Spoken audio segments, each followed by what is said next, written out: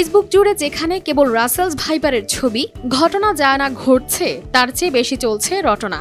ভয় দেখাতে কিংবা ভিড় জমাতে জুড়ি নেই যে সাপের, সে সাপকেই হাতে নিয়ে খেলেন মিনু ঢালি। সাপ ধরতেছি 36 বছর ধরে।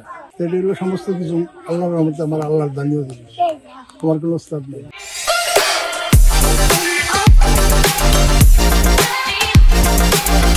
শরীয়তপুরের পদ্মার তীরবর্তী এলাকায় রাসেলস ভাইপার সহ বিষাক্ত সাপের উপদ্রব বেড়ে যাওয়ায় গ্রামবাসীর কাছে এখন ভরসা এই মিনু ঢালি। সাপ দেখলেই খবর দেওয়া হয় মিনু ঢালিকে। মিনুও সবার ডাকে সাড়া দিয়ে ছুটে যান সাপ ধরতে। এ পর্যন্ত ধরেছেন ছোট বড় অন্তত 10-এর অধিক রাসেলস ভাইপারও। সাপ ধরা ভয়ঙ্কর অভিজ্ঞতা ছিল রাসেল ভাই। দীর্ঘ 40 বছরেরও অধিক সময় ধরে গ্রামে গ্রামে ঘুরে সাপ ধরাই তার নেশা। সাপ ধরার জন্য নেই বিশেষ কোনো প্রশিক্ষণ কিংবা আধুনিক কোনো যন্ত্রপাতি। একটিমাত্র লাঠি আর বস্তা নিয়ে সাপ উদ্ধারে নেমে পড়েন এই সাপুরে।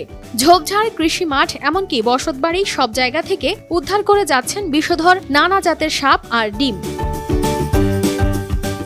সাপ নিয়ে তার নেই কোনো ডর ভয়। রাসেলস ভাইপার, গোখরার মতো ভয়ঙ্কর সব বিষধর সাপ নিয়ে রীতিমতো খেলাধুলা করেন এই সাপুরে।